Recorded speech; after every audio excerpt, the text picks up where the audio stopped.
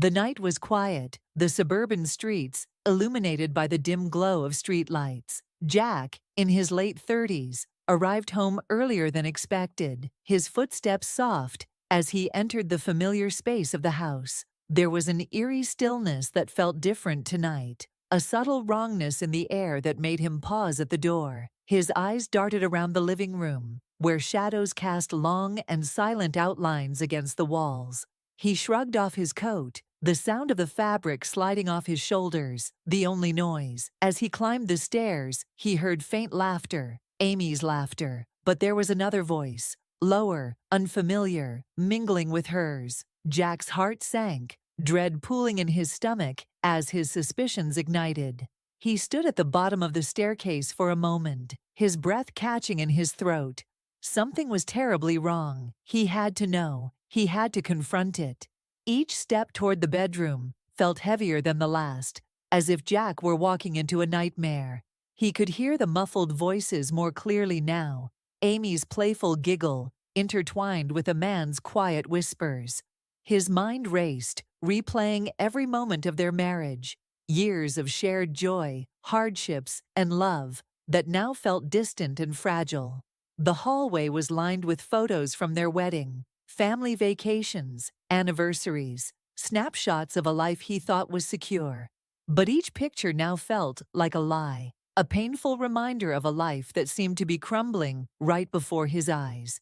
Jack hesitated in front of the bedroom door, his hand hovering over the doorknob, unsure if he could handle the truth that awaited him. His knuckles were white from gripping the door frame, his pulse pounding in his ears. Swallowing hard, he pushed the door open, the sight before him confirming his worst fear. The bedroom, softly lit by the bedside lamp, was a scene Jack could never have prepared himself for. Amy, his wife of 10 years, sat on the edge of the bed, laughing softly with Mark, a man Jack recognized from casual encounters at social gatherings, never suspecting him to be anything more than an acquaintance. At the sight of Jack standing in the doorway, Amy's smile vanished, her face draining of color as she realized she'd been caught. Mark quickly stood, fumbling for words as guilt and panic washed over him. "Jack, I can explain," Mark started, but Jack's cold, piercing gaze cut him off before he could say anything further. "It's exactly what it looks like," Jack said, his voice calm but edged with a simmering fury. The tension in the room was unbearable, the air thick with unspoken words. Mark glanced at Amy, unsure of what to do, and Jack's icy voice sliced through the silence again. "Get out." Mark, avoiding Jack's gaze, quickly grabbed his jacket and hurried out of the room without another word. The door closed behind him with a heavy thud, leaving Jack and Amy alone in the crushing silence of the bedroom. Amy stood there, her eyes wide with fear and guilt, her lips trembling as she tried to find something to say. But Jack's eyes bore into her, filled with a mixture of betrayal, heartbreak, and disgust. "How long?" he asked, his voice barely above a whisper, but heavy with emotion. Amy's mouth opened, but no words came out. Her silence spoke volumes. Tears welled in her eyes as she crumbled under the weight of her guilt. "I'm sorry, Jack. I didn't mean for this to happen," she sobbed, her voice breaking. Jack paced the room, hands on his head, as if trying to keep himself from exploding. "Didn't mean for it to happen. You made a choice, Amy." His voice rose with anger. "You destroyed everything." Amy collapsed to the floor, her sobs filling the room, pleading for forgiveness. "Jack, please, I love you. I made a mistake. We can fix this. We can get through it, please," she begged, her voice trembling. But Jack couldn't look at her. The woman he thought he knew, the life they had built together, felt like a distant memory now, shattered by her betrayal. He stood there for a long moment, staring at the door, his back turned to her as she cried. His heart was breaking, but he knew there was no coming back from this. "It's too late, Amy," he said quietly, his voice void of the warmth it once held for her. He walked toward the door, gripping the doorknob tightly, as if holding on to the last thread of sanity. "I thought I knew you," he whispered, more to himself than to her. Without looking back, Jack opened the door and stepped out into the cold night, leaving Amy behind. Jack pulled into the driveway later than usual, his workday stretching into the evening. The cool night air brushed against his face as he stepped out of the car, but there was something else, something that felt off. The house, normally filled with warmth and comfort, now seemed distant and cold. He noticed the faint glow from the upstairs bedroom, the only light on in the otherwise dark house. It was strange. Amy, his wife, was always particular about turning off the lights before bed. He glanced at his watch. It wasn't that late, but it was odd for Amy to still be awake. As he quietly entered the house, slipping off his shoes, the sound of muffled voices reached him.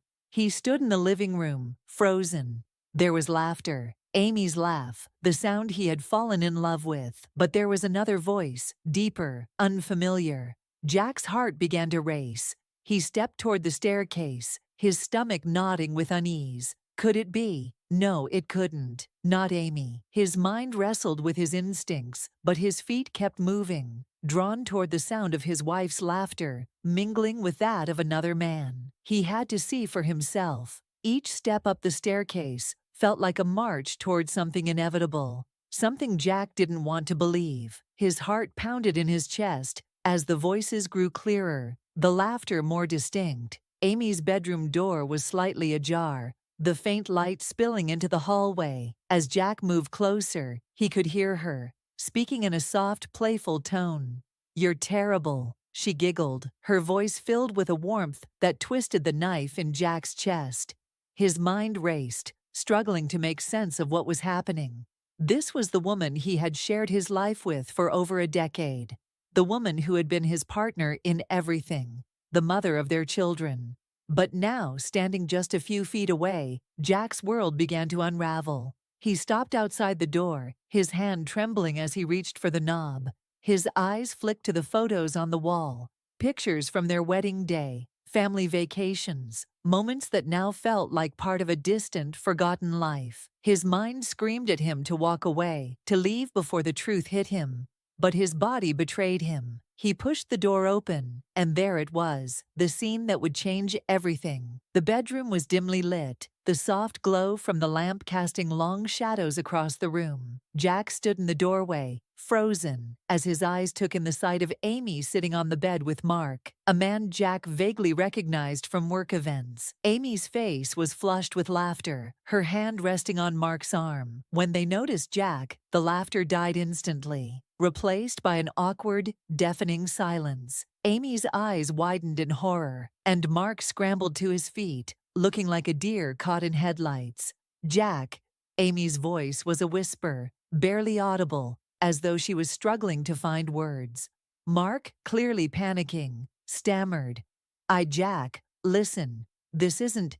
Jack raised his hand, his face cold, his voice deadly calm.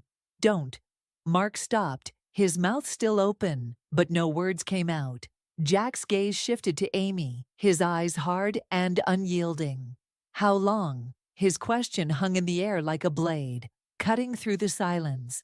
Amy opened her mouth, but couldn't speak. Her face was pale, her guilt written all over her. "How long?" Jack repeated, his voice shaking with barely contained rage. Amy's eyes filled with tears.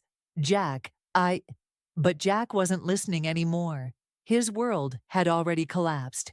Mark, unable to handle the weight of Jack's gaze, quickly grabbed his jacket and backed out of the room, mumbling a quick, "I'm sorry," as he stumbled out the door. The sound of the door closing behind him echoed through the room, leaving Jack and Amy alone. Amy stood there, tears streaming down her face, her whole body trembling, as she realized the magnitude of what she had done. "Jack, please," she whispered, her voice shaky. "I didn't mean for this to happen. I love you. Please, we can fix this." But Jack's face remained impassive, his heart numb to her pleas. He couldn't even look at her without feeling a surge of anger and pain. His voice, when he finally spoke, was cold.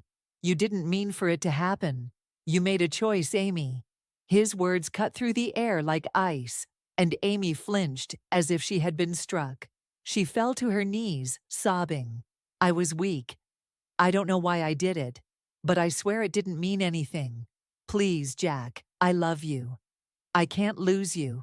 Jack stared at her, his heart a storm of emotions. But all he could feel now was the betrayal.